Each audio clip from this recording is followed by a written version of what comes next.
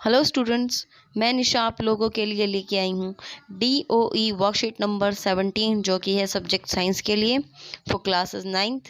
और दोबारा health issue की वजह से मेरी ये वीडियो काफ़ी लेट हो गई है, तो इसके लिए मैं आप सबसे माफ़ी चाहती हूँ। और चलिए आइए अपनी वीडियो को शुरू करते हैं। तो जैसा कि आप लोग देख पा रहे हो अच्छे से, ये है आपकी DOE की वर्कशीट नंबर 17।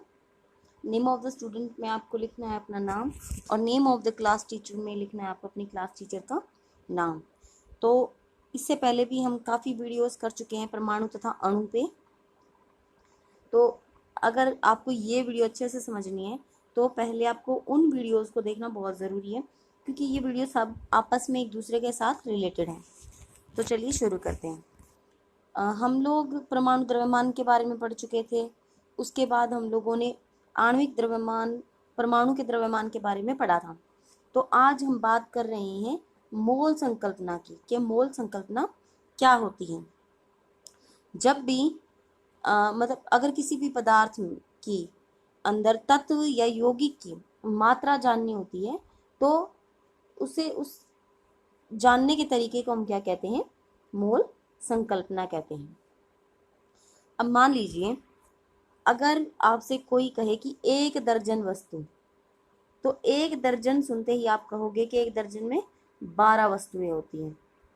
इसी तरीके से अगर कोई कहे कि सप्ताह, सप्ताह कहते ही आपके दिमाग में आता है 7 दिन।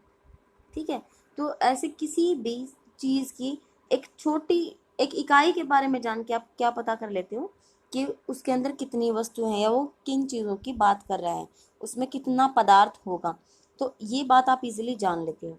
तो जिस तरीके से 12 वस्तुओं के लिए 1 दर्जन शब्द का इस्तेमाल किया जाता है, 7 दिन के लिए सप्ताह का इस्तेमाल किया जाता है, उसी तरीके से जो है मोल का इस्तेमाल किया जाता है। मोल का एक ऐसी इकाई है जो किसी भी पदार्थ के कणों, चाहे वो परमाणु हो, अणु हो, आयन हो, इलेक्ट्रॉन हो, प्रोटॉन हो, कुछ भी, तो उसकी मात्रा को प्रदर्शित करता है। यानी कि 1 मोल किसी भी पदार्थ के कणों को प्रदर्शित करता है।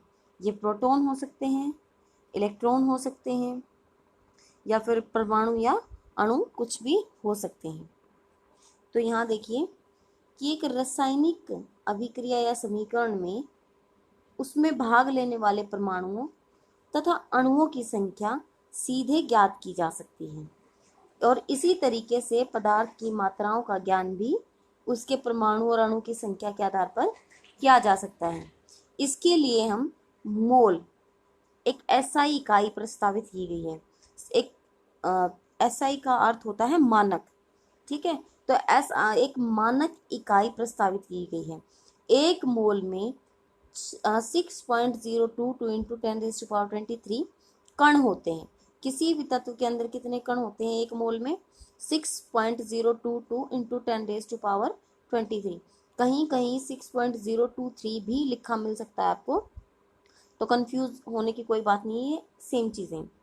ठीक है, तो और इसी संख्या को 6.022 इंटू 10⁻⁻23 को हम एवोगैड्रोज नंबर भी कहते हैं, क्योंकि ये संकल्पना एवोगैड्रो नाम के वैज्ञानिक ने प्रतिपादित की थी। ठीक है, इसीलिए इसको एवोगैड्रो स्थिरांक या फिर एवोगैड्रो नंबर भी कहा जाता है, और इसे एन नोट से प्रदर्शित करते हैं। एन नोट से इसको प्रदर्शित किया जाता है। तो अब आपको इतना पता चल गया कि 1 मोल किसके बराबर होता है? 6.022 इंटू 10⁻23 होता है। तो अब इस मोल संख्या को हम किस तरीके से निकालते हैं? ठीक है, तो इसका एक फॉर्मूला है। मोल संख्या किसके बराबर होगी, किस तरीके से इसको निकालेंगे हम? ऊपर आएगा जिस पदार्थ की मोल संख्या हमें निकालनी है उस पदार्थ का द्रव्यमान। m लिख रही हूँ यहाँ, m मतलब मास, मास माने के द्रव्यमान। तो जिस पदार्थ की हम मात्रा निकाल रहे हैं या जिसके मोल निकाल रहे हैं उसका द्रव्यमान या मात्रा उसकी, ठीक है, पदार्थ की मात्रा या पदार्थ का द्रव्यमान। और नीचे आएगा उस ही पदार्थ के पदार्थों का आणविक या परमाणु द्रव्यमान, अणु या परमाणु का द्रव्यमान। ठीक है, तो इस तरीके से हम निकाल सकते हैं मोलों की संख्या कि किसी पदार्थ, जो पदार्थ हमें दिया गया है उसके अंदर कितने मोल हैं, उसकी संख्या हम किस तरीके से निकाल सकते हैं। पदार्थ की मात्रा या द्रव्यमान, जिसको हम ग्राम में लेते हैं। ठीक है, इसको हम ग्राम में लेंगे। और नीचे आएगा उसी पदार्थ का आणविक द्रव्यमान, या अगर परमाणु निकालने हैं तो परमाणु का द्रव्यमान। उसके बाद मान लीजिए हम यहाँ पे कार्बन का एग्जाम्पल लेते हैं।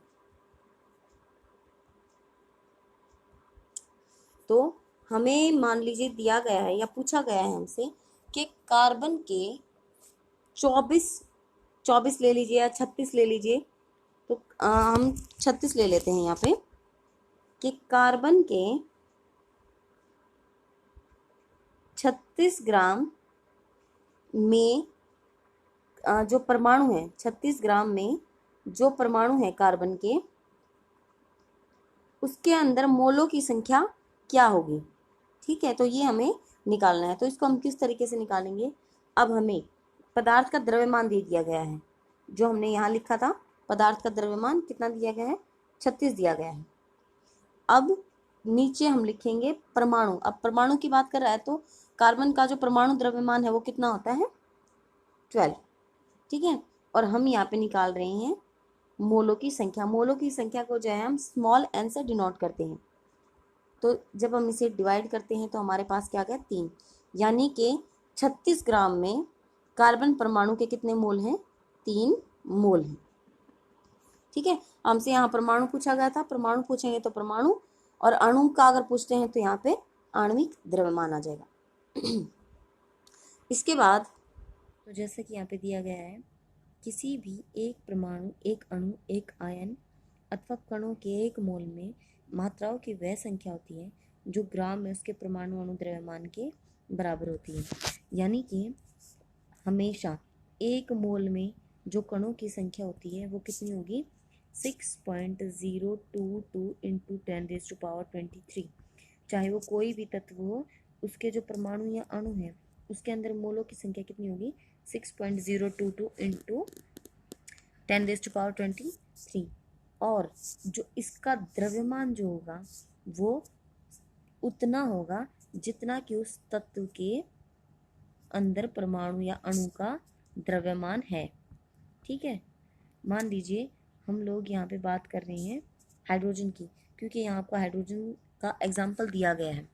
तो हाइड्रोजन के एक मोल में तत्व कितने, कण कितने होंगे, 6.022 इंटू 10⁻23। लेकिन इस एक मोल का द्रव्यमान कितना होगा, 1 ग्राम। क्यों, क्योंकि जो हमारा हाइड्रोजन है उसके अंदर जो उसके परमाणु का द्रव्यमान होता है वो कितना होता है, 1 U। तो यहाँ पे हम 1 म्यू की बजाय किसका इस्तेमाल करेंगे, ग्राम का। ठीक है, तो हम यहाँ पे यू का इस्तेमाल नहीं करेंगे, ग्राम का इस्तेमाल करेंगे। इसी तरीके से अगर हम बात करें कार्बन की, तो आपको पता है जो कार्बन होता है उसका द्रव्यमान कितना होता है, 12। तो इस 12 ग्राम की जो वैल्यू है वो किसके बराबर है, 1 मोल के, जो कि कितना होता है, 6.022 इंटू 10⁻23। तो आशा करती हूँ कि यहाँ तक आपको समझ में आ गया होगा। अब यहाँ देखिए मोल संकल्पना आपको दी गई है। तो यहाँ पे इसके पॉइंट्स हैं कुछ, कि किसी पदार्थ का एक मोल किसके बराबर होता है, 6.022 इंटू 10⁻23। यानी कि इतने उसके कण होंगे। ठीक है, और उसका जो द्रव्यमान होगा वो उस पदार्थ के परमाणु के द्रव्यमान के बराबर होता है। ठीक है, अगर परमाणु की बात कर रहे हैं तो परमाणु कितने होंगे, इतने। और अगर इसी तरीके से अणु की बात कर रहे हैं तो अणु भी कितने होंगे, 6.022 इंटू 10⁻23। इसके अलावा ये प्रोटॉन, इलेक्ट्रॉन, न्यूट्रॉन और तत्व भी हो सकते हैं।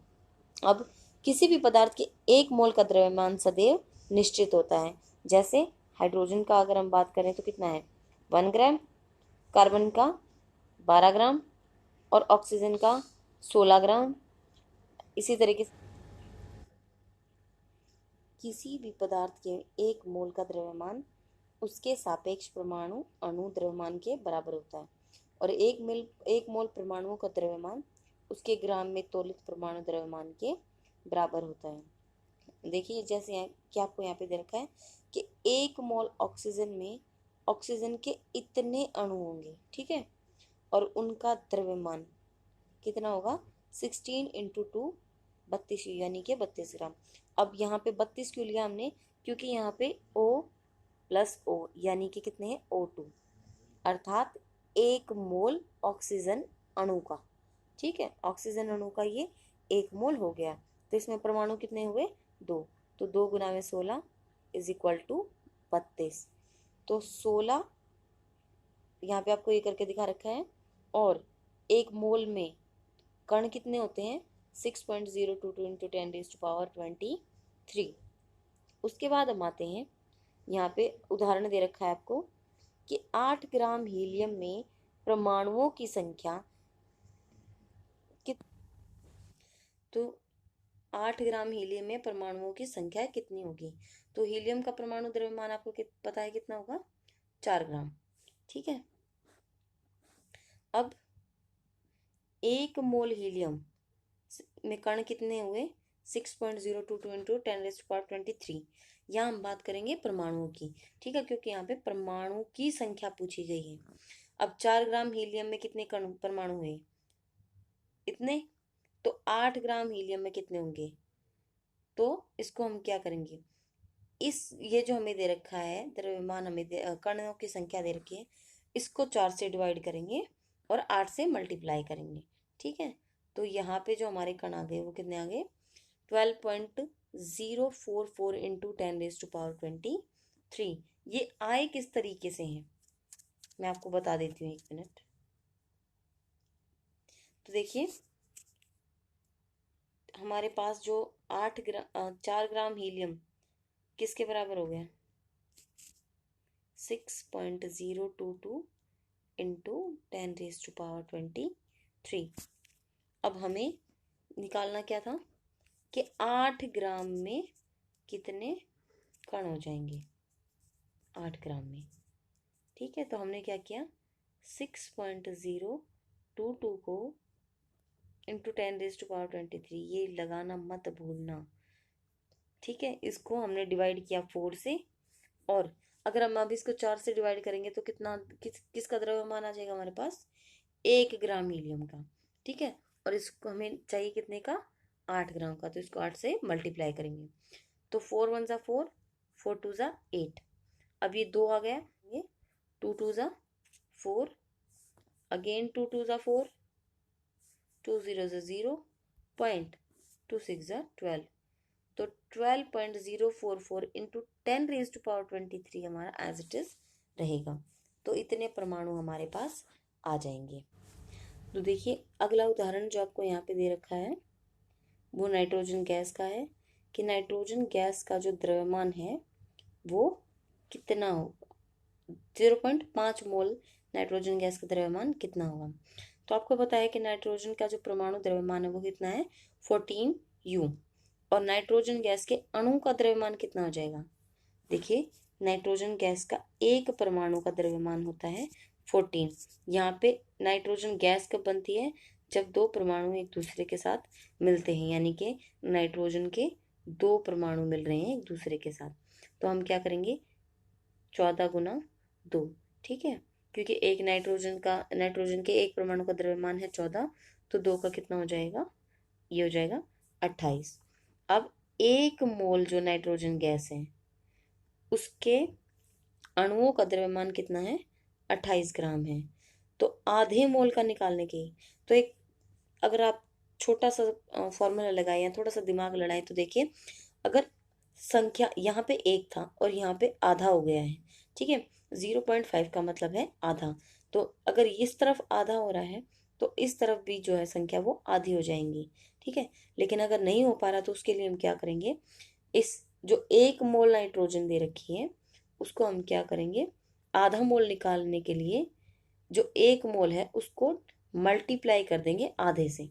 तो यहाँ पे हमारे पास क्या आ जाएगा, देखिए 28 गुना में 5/10। 5/10 क्यों, दशमलव हटाने के लिए। तो 5 से अगर हम इसको काटेंगे तो 2 पे 10 और 2 से ये हो गया 14 पे।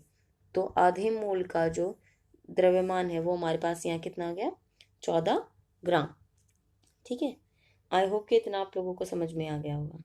अब इसके बाद आगे चलते हैं हमारे क्वेश्चन आंसर्स पे, कि आप अपने आप को जांचिए कि आपने कितना सीखा।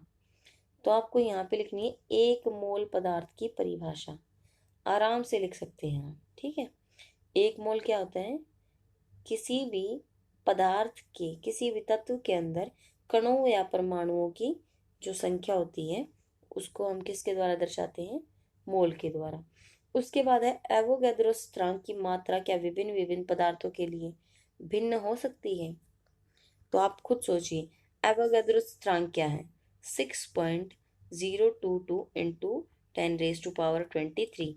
मैंने आपको बताया था कि अलग अलग तत्वों के लिए जो 1 मोल है उसकी संख्या हमेशा यही निश्चित रहती है, केवल पदार्थ का द्रव्यमान जो है वो बदल जाता है। एक हाइड्रोजन के लिए भी जो कणों की संख्या है वो यही रहेगी, और एक कार्बन के लिए भी संख्या यही रहेगी, लेकिन द्रव्यमान जो है वह हाइड्रोजन के अंदर 1 ग्राम और कार्बन के अंदर 12 ग्राम हो जाएगा। अगला क्वेश्चन है 24 ग्राम हीलियम परमाणुओं की संख्या का परिकलन कीजिए। 24 ग्राम हीलियम परमाणुओं की संख्या आपको निकालनी है, ठीक है। तो अब हमारे पास यहाँ क्या है, आपको पता है कि जो हीलियम है,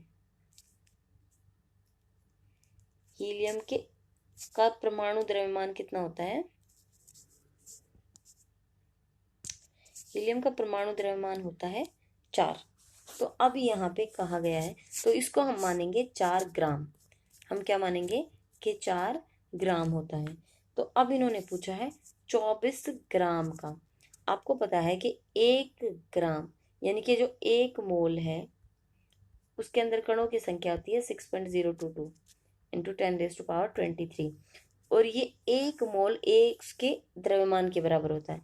यानी कि यहाँ पे जो ये है ये किसके बराबर है, 4 ग्राम के। अब बात हो रही है यहाँ पे 24 ग्राम के लिए निकालना हमें। तो 24 ग्राम के लिए जो ये मात्रा है इसको हम किससे मल्टीप्लाई करेंगे, 6 से, ठीक है। 6 से मल्टीप्लाई करेंगे, 6 चौक 24। तो 6 से मल्टीप्लाई करने के बाद हमारे पास क्या आता है, 6.022 इंटू 10⁻23 मल्टीप्लाई बाय 6। तो यहाँ से मल्टीप्लाई कर देंगे, 6 2 ज़ा 12,